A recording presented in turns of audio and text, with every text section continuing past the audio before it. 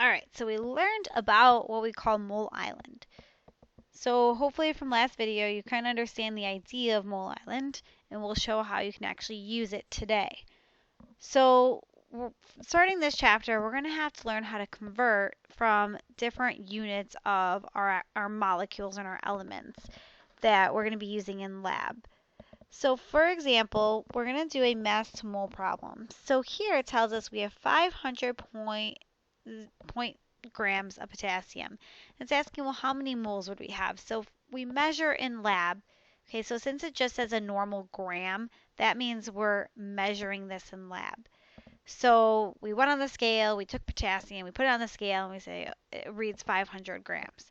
So now it's asking, well, in that 500 grams, how many moles would we have?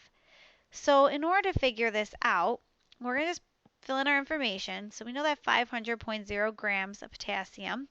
Okay, when elements are by themselves, careful to make sure they're not one of your diatomics, so one of your Hunkelbriefs. So we're going to look. All right, potassium is not one, so it's just going to remain a K. If it was, we'd put a subscript of a 2.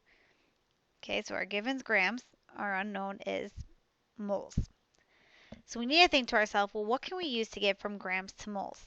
So eventually you'll kind of get the hang of what we're going to use. But to start here, we're going to get some practice in, we're going to use our chart, our mole island chart. So our given is grams and our unknown is moles. So we're going to start with mass and we need to get to moles. Well, our equality to do this is to use our molar mass, because remember, we know our molar mass is the number of grams set equal to a mole. All right, well, where do we get this molar mass from? Well, we get it from the periodic table. So we go and we find potassium, because that's our element we're dealing with. All right, well, our molar mass of potassium is 39.10. Because we're around to 2 decimals, so we're going to do 39.10.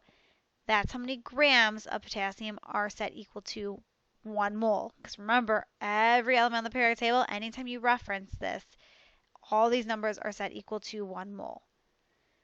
So we know that what we just said is 39.10 grams of potassium are set equal to 1 mole of potassium. So we're going to start our picket fence now. So we're going to start with 500 grams. So pay attention, because here we have 3 sig figs. So we know that our final answer should have 3 sig figs, since this is technically an equality. We're doing percent composition, you can refer to that, but right now we're just doing an equality. We're given 500 grams, so that's what we actually measured, was the 500 points. So we're going to do our answer in 3 sig figs. So we're going to put that over 1. All right, remember, everything on the numerator, in order to cancel it, you have to put it on the denominator. Well, right now we have grams in the numerator, which means in order to cancel that out, we have to put grams in the denominator. So we look here, and, well, we either have 39.10 grams or 1 mole.